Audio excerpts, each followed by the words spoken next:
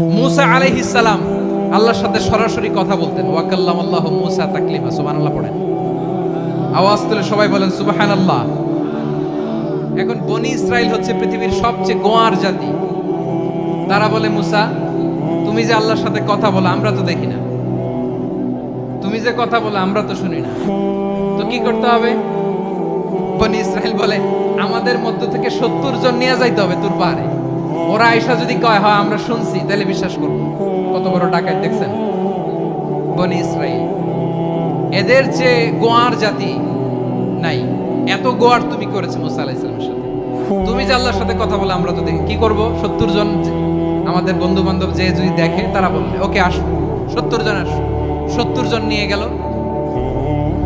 মুসা আলাইহিস সালাম হারুন আলাইহিস সালামকে খেলাফা দিয়ে গেলেন, আল্লাহ ওনাকে নবী বানালেন। মুসা আলাইহিস সালাম বললেন, হারুন খবরদার, বনি ইসরাইলের মধ্যে তাওহীদের বাণী প্রচার করবা, ঐক্য ধরে রাখবা, বিচ্ছিন্ন হতে দিবা না। চলে গেছে। এইদিকে বনি ইসরাইলের এক দুষ্ট লোক ছিল, নাম সামিরি। কি নাম? সামিরি। সে সবাইরে বলল তোমাদের স্বর্ণগুলো ফালাও। স্বর্ণগুলো ফেললো। বনি ইসরাইলের স্বর্ণগুলোকে গলিয়ে সে একটা গরুর বাচ্চা বানালো, গোবৎস। কিসের বাচ্চা? দেখেন গরুর পূজা কিভাবে শুরু হয় পৃথিবীতে প্রথম, গোবৎস পূজা, গরুর বাচ্চার পূজা কিভাবে। সে স্বর্ণ গলি গরুর বাচ্চা করে, জিবরাইল আলাইহিস সালাম যে জমিনে এসেছিলেন, ওই ফেরেশতার পায়ের নিচের একটু মাটি সে বুদ্ধি করে প্যাকেটে রেখে দিয়েছিল। সে গরুর বাচ্চা বানায় স্বর্ণ দিয়ে গলিয়ে ওই মাটি এটার মধ্যে ঢুকাই দিছে বেলকি দেওয়ার জন্য। স্বর্ণ দিয়ে বানানো গোবৎস গরুর বাচ্চার গায়ে যখন সেই মাটি ছুঁড়ে দেয়া হলো, এখন বাছুরের ভেতর থেকে ভ্যাঁ ভ্যাঁ আওয়াজ আসতেছে। কি আসতেছে? সবাই তো অবাক। সামিরি বলে, আরে তোমরা যে 70 জন দিয়ে মুসা আলাইহিস সালামকে পাঠাইছো, ওইদিকে এত ঘুরতেছে, আল্লাহরে খুঁজে পায় না, আল্লাহ তো এটার ভিতরে ঢুকছে। নাউজুবিল্লাহ বলবেন না? তোমরা যে 70 জন দিয়ে পাঠাইলা, 70 জন নিয়ে মুসা আলাইহিস সালাম খালি ঘুরতেছে, আল্লাহরে পায় না। পাবে কেমনে? আল্লাহ তো, নাউজুবিল্লাহ, এটার ভিতরে সেজদা দাও। এই সেজদা দিয়ে আল্লাহর নবী হারুন আলাইহিস সালাম বললেন, খবরদার, এটা সুস্পষ্ট শিরক। আল্লাহ সব গুনাহ মাফ করে, শিরকের গুনাহ মাফ করে না। খবরদার, তোমরা থামো। কে শোনে কার কথা? এই যে যেমন এখন আপনারা আমার কথা শুনতেছেন না? শুনতেছেন?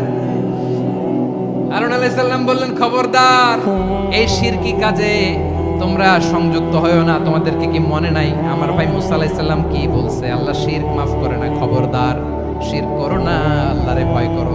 হারুন আলাইহিস সালাম তাদেরকে বুঝালেন, শিরক করো না, আল্লাহরে ভয় করো।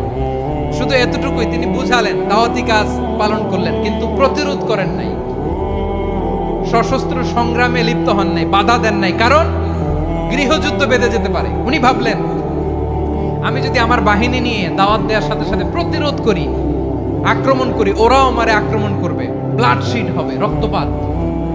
এমন অবস্থা হবে বনি ইসরাইলের মধ্যে, যেটা হয়তো আমার ভাই মুসাও কন্ট্রোল করতে পারবে না। সুবহানাল্লাহ কইবেন না? এক একজন নবীকে আল্লাহ তাআলা কি ইন্টেলেক্ট দিয়ে পাঠিয়েছেন। তিনি ভাবলেন, আমি দাওয়াতি কাজটাই করি, এটা যে হারাম এটা থেকে শুধু বারণ করি, কিন্তু প্রতিরোধ না করি। আমি যদি ঐক্য ধরে রাখতে পারি, বাকিটা আমার ভাই সামলে নেবে। সুবহানাল্লাহ। হারুন আলাইহিস সালাম প্রতিরোধ করলেন না। বনি ইসরাইলের মধ্যে গৃহযুদ্ধ বেঁধে যাওয়ার আশঙ্কায় প্রতিরোধ করলেন না, আক্রমণ করলেন না, শুধু দাওয়াত দিলেন। ইন দা মিনটাইম মুসা আলাইহিস সালাম আল্লাহর সাথে কথা বলে যখন ফিরে আসলেন, দেখলেন বনি ইসরাইলের অধিকাংশ লোক মুশরিক হয়ে গেছে। মুশরিক হয়ে গেছে। মুসা আলাইহিস সালাম রেগে গেলেন। রেগে প্রথমে বনি ইসরাইলদেরকে অ্যাটাক না করে ভাইয়ের দাড়ি ধরলেন। হারুন আলাইহিস সালামের দাড়ি আর চুল। মেজাজি নবী ছিলেন। হারুন, তুমি কি করলা? তোমার কি দায়িত্ব দিয়ে গেলাম, তুমি কি করলা? তুমি থাকতে বনি ইসরাইল কেমন করে শিরকের কাজে নিমজ্জিত হয়ে যায়? সাইয়েদনা হারুন আলাইহিস সালাম বললেন, ইন্নী, কোরআন সাক্ষী, কোরআন থেকে কোট করছি, ইন্নী খাশিতু আন তাকুলা ফাররাকতা বাইনা বনি ইসরাঈলা ওয়া লাম তারকুব কওলি। ও আমার ভাই, আমার দাড়ি ধরবেন না, আমার মারবেন না। আমি ভয় করেছি, আমি ভয় পেয়েছি, না জানি আপনি বলেন তুমি কেন খাশিতু আন তাকুলা ফাররাকতা বাইনা বনি ইসরাঈল। আপনি এসে আমারে যদি বলেন তুমি কেন ঐক্য ধরে রাখলে না, কেন মারামারি হলো, কেন রক্তপাত হলো? তোমার কি এই দায়িত্ব আমি দিয়ে দিয়েছিলাম? আমার কথার দিকে কি তুমি ভ্রুক্ষেপ করো নাই? আমি যে বলছি তাওহীদের বাণী প্রচার করবা আর ঐক্য ধরে রাখবা, আমার কথা কি শোনো নাই? আপনি আমারে ধমকাবেন, এই জন্য আমি প্রতিরোধ করি নাই, আক্রমণ করি নাই, গৃহযুদ্ধ আটকানোর জন্য কিন্তু আমি দাওয়াত দিয়েছি। সুবহানাল্লাহ পড়েন। ঐক্য ধরে রেখেছেন। মুসা আলাইহিস সালাম মুহূর্তেই সামিরীকে আক্রমণ করলেন, অ্যাটাক করলেন, শাস্তি দিলেন। মুহূর্তেই ওই গোবৎস গরুর বাছুরকে ভেঙে চুড়ে মেসাকার করে সাগরের মধ্যে ভাসিয়ে দিলেন। পুরো বনি ইসরায়েলকে আবার তাওহীদের উপর প্রতিষ্ঠিত করলেন। পড়েন সুবহানাল্লাহ। এই ঘটনা থেকে শিক্ষা কি? শিক্ষা হচ্ছে আপনি শিরকের আড্ডাখানা দেখলেও বৃহৎ স্বার্থে তাওহীদের দাওয়াত দিবেন, প্রয়োজনে আপনি ঐক্য নষ্ট করবেন না। সুবহানাল্লাহ পড়বেন না? তাহলে ঐক্যের গুরুত্ব বেশি না কম বলেন? আওয়াজ করে বলেন। ওয়াতাসিমু বিহাবলিল্লাহি জামিআ, আল্লাহর রশিকে আঁকড়ে ধরো। ওয়ালা তাফাররাকু, তোমরা বিচ্ছিন্ন হয়ো না। পেকুয়ার ভাইরা আওয়াজ করে বলেন তো আদেশটা কার? এখন বলেন আমাদের ঐক্যবদ্ধ জীবনের দরকার আছে না নাই? এই যে ডক্টর মোহাম্মদ ইউনূস আমাদের লিডার, উনি যে আমাদেরকে জাতীয় ঐক্যের আহ্বান জানিয়েছে, ওনার আহ্বানে আমাদের সাড়া দেওয়ার দরকার আছে না নাই? রাজনীতিবিদদের যে ডাকছে খুশি লাগে না আপনার? আলেমদের ডাকছে খুশি লাগে নাই? আলহামদুলিল্লাহ বলবেন না?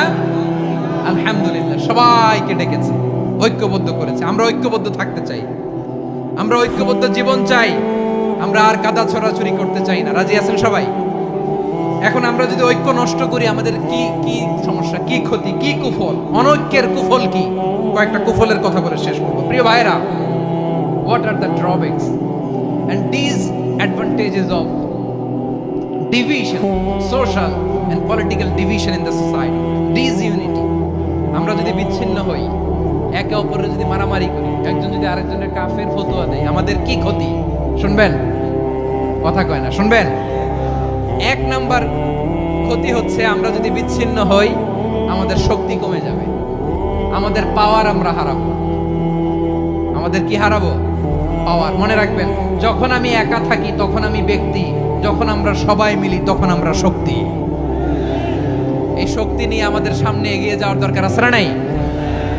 তাহলে আমরা যদি নিজেরা বিরোধে লিপ্ত হই, আমাদের ক্ষমতা, পাওয়ার ছুটে যাবে। আমরা এই পাওয়ার হারাতে চাই না, ঠিক কিনা বলেন? রব্বুল আলামিন ঠিক তাই বললেন। রব্বুল আলামিন বললেন, খবরদার, ওয়াতিউল্লাহ ওয়া রাসূলাহু ওয়া লা তানাযাউ ফাতাফশালু ওয়া তাযহাবা রিহুকুম ওয়াসবিরু ইন্নাল্লাহা মা'আস সাবিরিন। আল্লাহর আনুগত্য করো, নবীর আনুগত্য করো, কিন্তু খবরদার নিজেরা বিরোধে লিপ্ত হয়ো না, নিজেরা মারামারি করো না, তাহলে তোমাদের শক্তি কমায় দিবে কে? ফাতাফশালু, তোমরা সাহস হারাবা, ওয়া তাযহাবা রিহুকুম, তোমাদের শক্তি কমে যাবে, পাওয়ার কমে যাবে।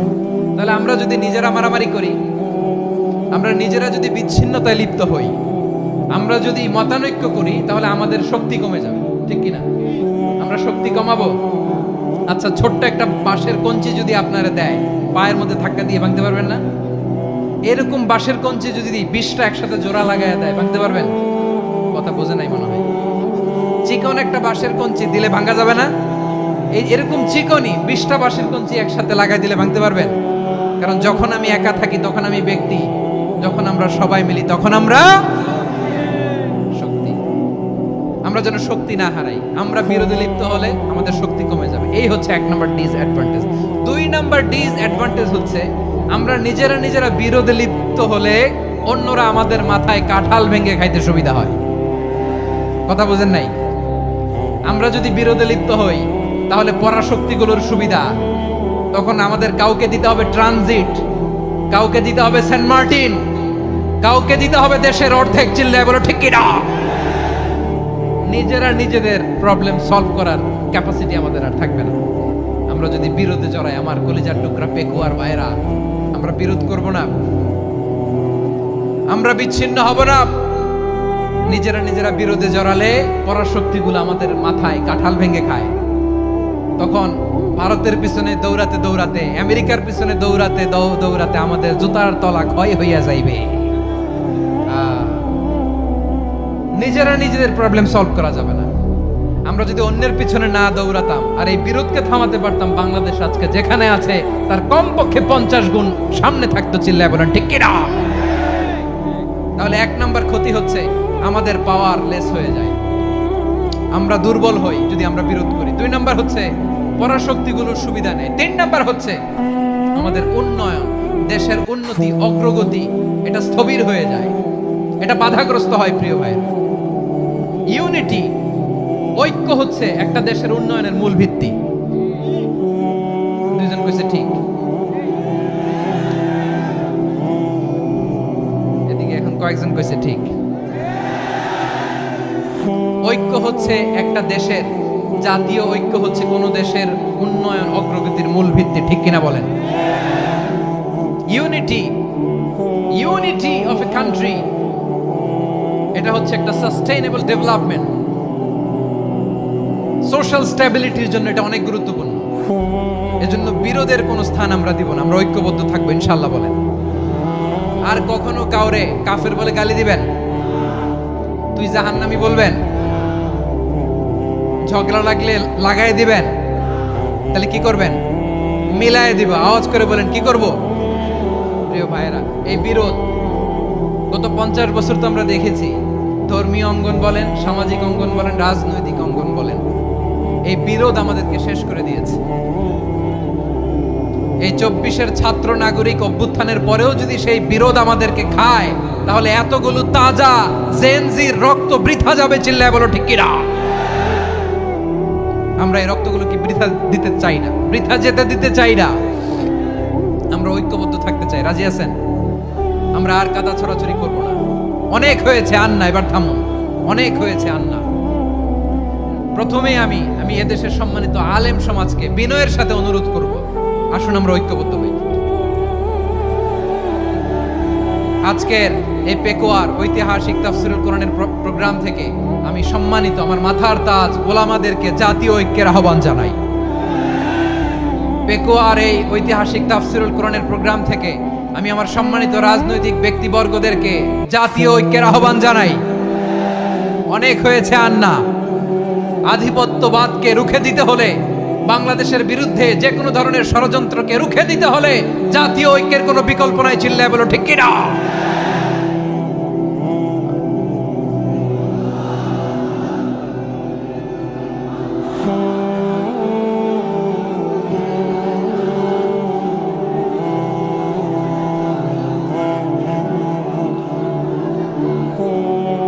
আমার প্রিয় ভাইয়েরা, আমার ভাইয়েরা, আর কাদা ছড়াছড়ি করব না ইনশাআল্লাহ বলেন। আল্লাহুম্মা ফারশাদ। আল্লাহ তুমি সাক্ষী থাকো, আল্লাহ তুমি তৌফিক দাও। আওয়াজ করে পড়েন আমিন। আর একে অন্যকে কাফির বলে গালি দিব না, ঠিক কিনা বলেন? রাজি আছেন? ধ্বংস করে দিয়েছে আমরা আমাদেরকে। আপনারা হালাকু খানের নাম শুনেছেন? মঙ্গল অধিপতি হালাকু খান বাগদাদের আমাদের বিশাল দারুল হিকমা লাইব্রেরিকে ধ্বংস করেছে। 10 লক্ষ মুসলমানদেরকে কচুকাটা করে গণহত্যা করেছে। জানেন, আমাদের সভ্যতা সূতিকাগারের কেন্দ্রবিন্দু ছিল বাগদাদ। ইরাকের বাগদাদে যেদিন সে রক্ত নিয়ে হোলি খেলা করে, রক্তের হোলি খেলা যেদিন হয়, ওই দিনও বাগদাদে বাহাস চলতেছিল। আমাদের বাহাস কি চলতেছিল? আপনাদের এলাকায় বাহাস আছে? এই প্রচলিত বাংলাদেশে যে বাহাস, এটার সাথে ইসলামের কোনো সম্পর্ক আছে? এই পর্যন্ত বাহাসের পরে পরাজয় বরণ করছে এরকম কোন দল আপনারা পাইছেন? আমি পাই নাই। প্রত্যেক দলই বাহাসের পরে সংবাদ সম্মেলন করে বলে আমরা জয়লাভ করিয়াছি, ওনারা পালাইয়া চলিয়া গিয়াছে। আছে না নাই? কারণ সত্য জানার জন্য, সত্য মানার জন্য আসে না তো, নিজের জ্ঞান জাহির করার জন্য বাহাস করে। বিপক্ষ দলের আলেমকে ছোট করার জন্য বাহাস করে। এই বাহাসের স্থান ইসলামে নাই। চিল্লায় বলো ঠিক কিনা? এই সমস্ত বাহাসের দিন শেষ। ঐক্যবদ্ধ হওয়ার বাংলাদেশ।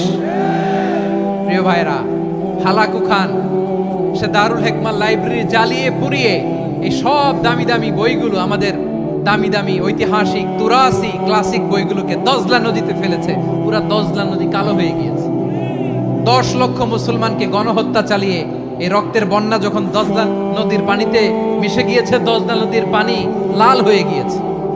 যেই দিন বাগদাদে গণহত্যা চলে, ওই দিনও বাগদাদে বাহাস চলতেছিল। কিসের বাহাস জানেন? মেসওয়াক, ডান মারি থেকে করা সুন্নাহ, এটা আমরা জানি। এখন কি উপরের মারি না নিচের মারি? বাহাজের বিষয়, এই বাহাজ করবেন আপনারা। বিশ্ব যখন এগিয়ে চলেছে, আমরা তখন বসে বিবি তালাকের ফতুয়া খুঁজেছি কোরআন হাদিস চষে। তালাক ইসলামের অনেক গুরুত্বপূর্ণ অনুষঙ্গ। তালাক কোরআনের একটা সূরা। কিভাবে তালাক হবে না হবে আমাদের ফুকাহায়ে ইকরাম, আমাদের আকাবেররা সব বলে গিয়েছে, সব জানা। আপনি হয় এটা মানবেন, নয় ওইটা নিয়ে বাহাসের দরকার নাই, ওইটা নিয়ে মারামারির স্থান ইসলামে নাই। আওয়াজ করে বলেন ঠিক কিনা? এখন পেকুয়ার ভাইরা, শেষ কথা বলি, আওয়াজ করে বলেন আমরা ঐক্যবদ্ধ হতে চাই কি চাই না? চান? এই যে আমি বিনয়ের সাথে আলেম সমাজকে জাতীয় ঐক্যের আহ্বান জানালাম, এটার সাথে আপনারা সংহতি প্রকাশ করেছেন? বিনয়ের সাথে আজকের এই পেকুয়ার ময়দান থেকে আমাদের রাজনৈতিক নেতৃবৃন্দদেরকে জাতীয় ঐক্যের আহ্বান জানাই, আপনারা সংহতি প্রকাশ করেছেন? এখন এটা রোড ম্যাপ কি, কিভাবে আমরা ঐক্য প্রক্রিয়াতে এগিয়ে যাব? শেষ কথা বলি, একেবারে সহজ। আমাদের ওলামা মাশায়েখদেরকে, আমার মাথার তাজ, তাদেরকে আমরা বলি, এই যে আমরা ঐক্যবদ্ধ হই নাই, আমরা কি বড় কিছু অর্জন করে ফেলছি? বলেন, আমরা কি খুব পাওয়ার সম্মানের জায়গায় আছি? খুব স্ট্রেংথের জায়গায় আছি? তো কিছুই তো নাই। আপনি ঐক্যবদ্ধ হইলে সমস্যা কোথায়? এমন তো না ঐক্যবদ্ধ না হওয়ার কারণে এতদিন আপনার অনেক কিছু ছিল, ঐক্যবদ্ধ হলে আপনি হারাবেন, এমন তো না। তো কিছুই যেহেতু আপনার নাই, আমার নাই, ঐক্যবদ্ধ হলে আমরা সমস্যা কোথায়? ঐক্যবদ্ধ হয়েই দেখি না, ঠিক কিনা? ঐক্যবদ্ধ হওয়ার দুইটা ওয়ে। রাজনৈতিক ঐক্য কিভাবে হবে? রাজনৈতিক সম্মানিত নেতারা ঠিক করবেন। আলেমরা কিভাবে ঐক্যবদ্ধ হবেন? শেষ কথা বলে শেষ করছি, খুব গুরুত্বপূর্ণ। This is the punching line. এদিকে তাকান। ঐক্য হবে দুইটা পদ্ধতিতে। একটা হচ্ছে কমন গ্রাউন্ড নিয়ে, বেসড অন কমন গ্রাউন্ড। যেমন ধরেন, আমরা নামাজ কায়েম করতে চাই, জামাত ইসলাম এই কথার উপর একমত আছে না নাই? নামাজ কায়েম হোক, একমত না জামাত ইসলাম? হেফাজত একমত না? ইসলামী আন্দোলন একমত না? তাবলীগের ভাইয়েরা একমত না? পীরের মুরিদেরা একমত না? আপামর তাওহীদি মুসলিম জনতা একমত না? তাহলে নামাজ কায়েম করতে হবে, নামাজ কায়েম করতে হবে এই কমন গ্রাউন্ডে আমরা সবাই একমত, ঠিক কিনা? যাকাত আদায় করতে হবে, সবাই একমত, ঠিক কিনা? কথা নাই, কথা নাই। যাকাত আদায় করতে হবে, সবাই একমত, ঠিক কিনা? নারীদের পর্দা করতে হবে, শালীন পোশাক পরতে হবে, একমত সবাই, ঠিক কিনা? বৈষম্য বিরোধী বাংলাদেশ চাই, সবাই একমত, ঠিক কিনা? Meritocracy, meritocracy. আর কোনো মামা চাচার ফোনে পদ দিলে হবে না, মেধার ভিত্তিতে সবগুলো পদ ঠিক করতে হবে। চিল্লায় বলো ঠিক কিনা? আমরা একমত না? স্বাধীনতা সার্বভৌমত্বের প্রশ্নে আমরা সবাই একমত, ঠিক কিনা? আমার নবীরে গালি দিলে রাষ্ট্রীয়ভাবে সর্বোচ্চ শাস্তি তার নিশ্চিত করতে হবে, ঠিক কিনা? এরকম 10টা কমন গ্রাউন্ড আমাদেরকে, 1 2 3 4 5, 10টা কমন গ্রাউন্ডে আমরা সবাই এক। এই 10টা কমন গ্রাউন্ডকে সামনে রেখে বিশাল জনসমাবেশ করেন সোহরাওয়ার্দীর ময়দানে, সবাই আসেন। জামাত ইসলাম, হেফাজতে ইসলাম, ইসলামী আন্দোলন, পীরের মুরিদ, তাবলীগ, খেলাফত মজলিস, সবাই একসাথে হন। তাহলে সবাই জানবে যে এই 10টা বিষয় আমরা একমত। বলেন, এই ঐক্যতে আপনার দরবার যাবে? দরবার নষ্ট হবে? আপনার দল নষ্ট হবে? আপনার আকীদা নষ্ট হবে না? আমার মাথার তাজ সম্মানিত ওলামায়ে ইকরাম, এই 10টা কমন গ্রাউন্ডে যদি এক হন, আপনার আকীদা নষ্ট হবে? আপনার আকীদা আপনার, আমার আকীদা আমার, আপনার দল আপনার, আমার দল আমার, আপনার পলিসি আপনার, আমার পলিসি আমার, কারো কিছু নষ্ট হবে না। কিন্তু যে বিষয়ে আমরা সবাই একমত, এরকম 10টা মৌলিক পয়েন্টে আমরা একমত হতে চাই কি চাই না? আমরা যদি একটু পেছন থেকে শুরু করি, ব্যাক টু দ্য হিস্ট্রি, তাহলে দেখবো এই যে বিষ্ণু ইসলাম 570 খ্রিস্টাব্দে আব্দুল্লাহ এবং আমেনা ওনাদের ঘর উজাড় করে আলোকিত করে পৃথিবীতে শুভাগমন করেছিলেন। এ ধরার বুকে ওনার শুভাগমনের 2000 বছর আগে সাইয়েদনা ইব্রাহিম আলাইহিস সালাম ওনার আগমনের জন্য আল্লাহ তাআলার কাছে প্রার্থনা করেছিলেন। We have to connect the dots. History বুঝতে হলে আপনাকে ডটগুলো একটু কানেক্ট করে নিতে হবে। বিষ্ণু ইসলামের ধরার বুকে শুভাগমনের 2000 বছর আগে মক্কার ধুধুমরু প্রান্তরে আল্লাহ খালিল ইব্রাহিম আলাইহিস সালাম আল্লাহর কাছে একটা দোয়া করেছেন। সেই দোয়াটি দিয়ে আমি শুরু করেছি। সূরাতুল বাকারার 129 নম্বর আয়াতে আল্লাহ তাআলা এই দোয়াটি, সাইয়েদনা ইব্রাহিম আলাইহিস সালামের দোয়াটি হুবহু কোট করেছেন। তিনি দোয়া করেছেন, রব্বানা ওয়াবআথ ফীহিম রাসূলাম মিনহুম ইয়াতলু আলাইহিম আয়াতিক ওয়া ইউআল্লিমুহুমুল কিতাবা ওয়াল হিকমাতা ওয়া ইউযাক্কিহিম ইন্নাকা আনতাল আজিজুল হাকীম। হে আমাদের রব, এই জনপদে তাদের মধ্য থেকে আপনি একজন রাসূল পাঠান, যিনি তাদেরকে আপনার আয়াত তেলাওয়াত করে শোনাবে, আপনার কিতাব শিক্ষা দিবে, প্রজ্ঞা শিক্ষা দিবে এবং তাদেরকে শুদ্ধাচারী বানাবে। এই দোয়াটা সেদিন ইব্রাহিম আলাইহিস সালাম করেছিলেন। আর এই দোয়ার বদৌলতে প্রায় 2000 বছর পরে ধরার পক্ষে বিষ্ণু ইসলামের আগমন। সুবহানাল্লাহ বিহামদিহি। এবং রাসূল সাল্লাল্লাহু আলাইহি ওয়াসাল্লাম প্রায় বলতেন, আনা দাওয়াতু আবি ইব্রাহিম, আমি আমার পিতা, আদি পিতা ইব্রাহিমের দোয়ার ফসল। আমার পিতা আমার জন্য দোয়া করেছিলেন। সাইয়েদনা ইব্রাহিম আলাইহিস সালামের 2 সন্তান ছিল, ইসহাক এবং ইসমাঈল আলাইহিস সালাম। রিপিট, আমি আবার বলি, একদিকে ইসহাক আরেকদিকে ইসমাঈল। আমার সাথে সাথে বলেন, একদিকে আরেকদিকে 2 সন্তান। তো এই যে ইসহাকের যে লিনিয়েজ বা চ্যানেল, পৃথিবীর সব নবী এই চ্যানেলে এসেছে। সেদিন ইসমাইলের লিনিয়েজ বা চ্যানেলে কোন নবী আসেনি। হাজার হাজার নবী, শত শত নবী সাইয়েদনা ইব্রাহিম আলাইহিস সালামের পরে যারাই এসেছে সবাই ইসহাকের চ্যানেলে এসেছে। ইসমাইল ইসলামের চ্যানেলে কোনো নবী নেই। এবং পৃথিবীর সব নবীরা ওনাদের উম্মতের কাছে বলতেন যে এই যে নবী আসার ধারাবাহিকতায় সর্বশেষ একজন নবী আসবেন, তিনি হবেন সবার সেরা, সবার সেরা নবী হবে। তাহলে ইব্রাহিম আলাইহিস সালামের 2 সন্তান, একদিকে ইসহাক আরেকদিকে ইসমাঈল। নবী এসেছে কি ইসমাইলের চ্যানেলে না ইসহাকের চ্যানেলে? ইসহাকের চ্যানেলে। হাজার হাজার prophet came to this channel, এই চ্যানেলে এসেছে। এবং তারা সবাই বলতো সর্বশেষ যিনি আসবেন তিনি হবেন সবার সেরা। ফলে এই জেনারেশনগুলোতে তাদের মধ্যে একটা বদ্ধমূল ধারণা হয়ে গিয়েছিল যে সর্বশেষ নবীটা যে আসবে উনিও এই চ্যানেলেই আসবে। যে তারা দেখতে পাচ্ছে হিস্ট্রিক্যালি এই চ্যানেলে, ইসমাইলের চ্যানেলে কোনো নবী নাই, নবী ছাড়া একটা চ্যানেল। সব নবী আসছে ইসহাক আলাইহিস সালামের চ্যানেলে। ফলে তাদের একটা ধারণা ছিল সর্বশেষ সর্বসেরা যে নবী উনিও আসবেন এদিক দিয়ে। কিন্তু আল্লাহ তাআলা তাদের ধারণাকে নস্যাৎ করে দিয়ে সর্বশেষ নবীকে ইসহাকের চ্যানেলে পাঠান নাই। সর্বশেষ নবী, আখিরি নবী, বিশ্ব নবী মুহাম্মদুর রাসূলুল্লাহ সাল্লাল্লাহু আলাইহি সাল্লামকে আল্লাহ তাআলা ইসমাঈল আলাইহিস সালামের চ্যানেলে পাঠিয়ে দিয়েছেন। দেখছেন, চেঞ্জিং দ্য লিডারশিপ ফ্রম বনি ইসরাইল টু বনি ইসমাঈল। সাইয়েদনা ইব্রাহিম আলাইহিস সালামের ছেলের নাম ইসহাক, ইসহাকের ছেলের নাম ইয়াকুব। ইয়াকুব আলাইহিস সালামের একটা উপাধি হচ্ছে ইসরাঈল। ইসরাঈল মানে হচ্ছে আব্দুল্লাহ, মানে আল্লাহর বান্দা। ফলে ওনার যত ডিসেন্ডেন্ট সন্তান তারা সবাই হচ্ছে বনি ইসরাঈল, ইসরায়েলের বংশধর। তো সব নবীকে আল্লাহ এখানে পাঠালেও শেষ নবীকে আল্লাহ তাআলা পাঠিয়েছেন ইসমাঈলের চ্যানেলে। তার মানে বিশ্বনবী বনি ইসরাইল নন, বিশ্বনবী হচ্ছেন বনি ইসমাঈল, ইসমাইলের চ্যানেলে এসেছে। আলহামদুলিল্লাহ বলেন। তাহলে লিঙ্ক আপটা বুঝতে পেরেছেন তো না, কিভাবে বিষ্ণু ইসলাম আসলেন?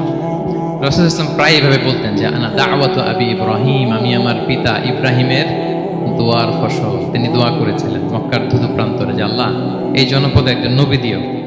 ওনার দোয়ার 2000 বছর পরে আল্লাহ তাআলা এই দোয়া কবুল করেছেন। আমরা তো তাহাজ্জুদের সময় দোয়া করে এরপরের দিন হুজুরের কাছে মাসালার জন্য যাই, হুজুর দোয়া তো কবুল হয় না। এত দোয়া করলাম আল্লাহ তো শোনে নাই। 1 মাস দোয়া করে অস্থির হয়ে যায়। এরপর অনেকে বলে হুজুর কাবার গিলাফটা ধরে দোয়া করেছে, কই কিছু তো পাইলাম না। দেখেন সাইয়েদনা ইব্রাহিম আলাইহিস সালাম দোয়া করেছিলেন সেই কবে, তার 2000 বছর পরে আল্লাহ তাআলা এই দোয়াটা কবুল করেছেন। তো দোয়া যদি কবুল না হয় অস্থির হওয়া যাবে? আওয়াজ করে বলেন, অস্থির হবেন আপনারা? না, অস্থির হওয়া যাবে না, ভরসা রাখুন আল্লাহর উপর। তো বিষ্ণু বলতেন আনা দাওয়াতু আবি ইব্রাহিম, আমি আমার পিতা ইব্রাহিমের দোয়ার ফসল। আবার বলতেন বিশারাতু আখি ঈসা, আমি আমার ভাই ঈসার সুসংবাদের ফসল। মানে রাসূল সাল্লাল্লাহু আলাইহি ওয়াসাল্লামের ইমিডিয়েট আগের যে নবী ঈসা আলাইহিস সালাম, উনি এসেই বলে দিয়েছিলেন যে ইয়াতি মিন বাদি ইসমুহু আহমদ, আমার পরে এক নবী আসবে তার নাম হবে আহমদ। তাহলে দেখেন বিশ্ব নবী যে আসতেছে এটা অ্যানাউন্সমেন্টের জন্য আল্লাহ একজন নবী পাঠিয়ে দিয়েছে। He is coming. বিশ্ব নবীর স্ট্যাটাস বুঝতে পারছেন? হি ইজ কামিং, উনি আসতেছেন, এটা বলার জন্য আল্লাহ একজন নবী পাঠিয়ে দিয়েছেন, জিসাস ক্রাইস্টকে, ঈসা আলাইহিস সালামকে পাঠিয়েছেন। তো রাসূল সাল্লাল্লাহু আলাইহি ওয়াসাল্লাম বলতেন বিশারাতু ঈসা, আমি ঈসার সুসংবাদের ফসল। আবার বলতেন ওয়া রুইয়া উম্মি আমিনা, আমি আমার মা আমিনার স্বপ্নের ফসল।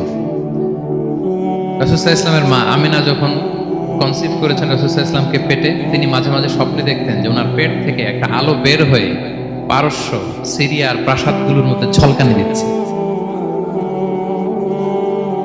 নূর আদাআত মিনহু কুসুর আশ-শাম, শাম দেশের প্রাসাদগুলোকে আলোর ঝলকানি দিচ্ছে। এটা হচ্ছে একটা আলামত যে বিষ্ণু ঈসা ইসলামের শিক্ষা, ওনার ডমিনেশন গোটা বিশ্বব্যাপী ছড়িয়ে যাবে। সুবহানাল্লাহ বিহামদিহি। তাহলে আমরা হিস্ট্রিটাকে কানেক্ট করে নিলাম। বিষ্ণু বলতেন, আমি আমার পিতা ইব্রাহিমের দোয়ার ফসল, ঈসা আলাইহিস সালামের সুসংবাদের ফসল, আমার মা আমিনার স্বপ্নের ফসল। এবার সামনের দিকে যাই, কি কি স্বতন্ত্র বৈশিষ্ট্য দিয়ে আল্লাহ তাআলা বিষ্ণু ঈসা ইসলামকে পৃথিবীতে পাঠিয়েছেন। প্রিয় ভাইরা, কোরআনে অনেক নবীর কথা আল্লাহ তাআলা বলেছেন এবং বিভিন্ন সময়ে বিভিন্ন নবীদেরকে আল্লাহ তাআলা নাম ধরে ডাক দিয়েছেন। এই ধরে যেমন আদম আলাইহিস সালামকে আল্লাহ নাম ধরে ডাক দিয়েছেন, ইয়া আদম, হে আদম, ইয়া আদম উসকুন আনতা ওয়া যাওজুকাল জান্নাহ, হে আদম তুমি আর তোমার বউ জান্নাতে থাকো, হে আদম, হে আদম ডাক দিয়েছেন না? কথা বুঝতেছেন? আচ্ছা, মূসা আলাইহিস সালামকে আল্লাহ নাম ধরে ডেকেছেন, ওমা তিলকা বিয়ামিনিকা ইয়া মূসা, এই মূসা হাতে কি, নাম ধরে ডেকেছেন। ইব্রাহিম আলাইহিস সালামকে আল্লাহ নাম ধরে ডেকেছেন, ওয়া নাদাইনাহু আইয়া ইব্রাহিম, হে ইব্রাহিম বলে আমি তোমাকে ডাকলাম। বিষ্ণু ঈসা ইসলামকে আল্লাহ তাআলা এত মর্যাদা দিয়েছেন, কোরআনের কোথাও অন্য নবীদের মতো আল্লাহ তাআলা বিষ্ণু নবীর নাম ধরে ডাকেন। যখনই ডেকেছেন বলেছেন ইয়া আইয়ুহান নবী, হে সম্মানিত নবী। যখনই অ্যাড্রেস করেছেন বলেছেন ইয়া আইয়ুহার রাসূল, হে সম্মানিত রাসূল। সুবহানাল্লাহ বলেন। 4 জায়গায় বিষ্ণু ঈসা ইসলামের নাম এসেছে কোরআনে মুহাম্মদ নামে, আর এক জায়গায় আহমদ। এই 4 জায়গায় মুহাম্মদ যে উল্লেখিত হয়েছে, একটি জায়গায়ও নাম ধরে ডাকেন নাই, বরং ওনার রিসালাত, ওনার নবুয়তের বর্ণনা দিয়েছেন। যেমন মুহাম্মাদুর রাসূলুল্লাহ সাল্লাল্লাহু আলাইহি ওয়াসাল্লাম, মুহাম্মদ হচ্ছেন আল্লাহর রাসূল, এটা একটা কোরআনের আয়াত। এখানে নাম ধরে ডাকছে, মুহাম্মদ হচ্ছেন আল্লাহর রাসূল, এখানে কি নাম ধরে ডাকা হয়েছে? না। ওমা মুহাম্মাদুন ইল্লা রাসূল ক্বাদ খালাত মিন ক্বাবলিহির রুসুল, মুহাম্মদ রাসূল ছাড়া কেউ নন, তার আগে এরকম অনেক রাসূল পৃথিবী থেকে চলে গিয়েছে। এই আয়াতে নাম ধরে ডাকছে না। 4 বার মুহাম্মদ শব্দটা কোরআনে উল্লেখিত হয়েছে, একবারও নাম ধরে ডাকেনি। সুবহানাল্লাহ পড়েন। আর একবার উল্লেখিত হয়েছে আহমদ, যেটা ঈসা আলাইহিস সালামের ভাষা, ইয়াতি মিন বাদি ইসমুহু আহমদ, আমার পরে এক নবী আসবে, তার নাম হবে আহমদ। তাহলে দেখেন বিষ্ণু ইসলামকে আল্লাহ তাআলা এত সমীহ করেছেন, এত সম্মান দিয়েছেন, এত মর্যাদা দিয়েছেন যে কোরআনে কোথাও অন্য নবীদের মতো আল্লাহ তাআলা বিষ্ণু নবীর নাম ধরে ডাকেন নাই। যখনই ডেকেছেন ইয়া আইয়ুহান নবী, ইয়া আইয়ুহার রাসূল, হে সম্মানিত রাসূল, হে সম্মানিত। আলহামদুলিল্লাহ বলেন। এরপর বিষ্ণু ইসলাম বলতেন, আনা সাইয়্যিদু ওয়ালদি আদম, আমি হচ্ছি আদম আলাইহিস সালামের যত সন্তান পৃথিবীতে আসবে সবার লিডার। সুবহানাল্লাহ বলবেন না? আনা সাইয়্যিদু ওয়ালদি আদম, আমি আদম আলাইহিস সালামের যত সন্তান আসবে, I am the leader of the all sons of আদম, আদমের সব সন্তানের লিডার হব আমি পৃথিবীতে। তিনি লিডার। এবং বিষ্ণু বলেন, আল্লাহ তাআলা যখন সব কিছু সৃষ্টি করলেন, পুরো খালকে যখন সৃষ্টি করলেন, 2টা ভাগ করলেন, ভালো আর খারাপ। আমি মুহাম্মদ সাল্লাল্লাহু আলাইহি ওয়াসাল্লামকে আল্লাহ তাআলা ভালোর মধ্যে ঢুকাই দিলেন। এই ভালো মানুষগুলোর মধ্যে থেকে আল্লাহ অনেকগুলো গোত্র নির্বাচিত করলেন, আমাকে সবচেয়ে শ্রেষ্ঠ গোত্রে ঢুকাই দিলেন। এই গোত্রগুলোর মধ্যে অনেকগুলো বাড়ি আছে, সবচেয়ে শ্রেষ্ঠ বাড়িতে আল্লাহ তাআলা আমাকে ঢুকাই দিলেন। সুবহানাল্লাহ। আরেক বর্ণনায় এসেছে যে আল্লাহ তাআলা ইসমাঈল আলাইহিস সালামের বংশধরদের মধ্য থেকে কেনানাকে সিলেক্ট করেছেন, কেনানার মধ্য থেকে আল্লাহ কুরাইশকে সিলেক্ট করেছেন, কুরাইশের মধ্য থেকে আল্লাহ তাআলা বনু হাশিমকে সিলেক্ট করেছেন। বিষ্ণু ইসলাম কিন্তু হাশিমি খানদান, কুরাইশের মধ্য থেকে তিনি বনু হাশিমকে সিলেক্ট করেছেন, আর বনু হাশিমের মধ্য থেকে আল্লাহ তাআলা আমাকে সিলেক্ট করেছেন। সুবহানাল্লাহ। এবং তিনি বলতেন, ওয়া আনা হামিলু লিওয়াইল হামদি ইয়াউমাল কিয়ামাতি ওয়া তাহতাহু আদম, কিয়ামতের দিন আমি প্রশংসার পতাকা নিয়ে দাঁড়িয়ে থাকবো কিয়ামতের ময়দানে, আর ওই পতাকার নিচে স্বয়ং আদম আলাইহিস সালাম থাকবে, ওনার হাতে থাকবে প্রশংসার পতাকা।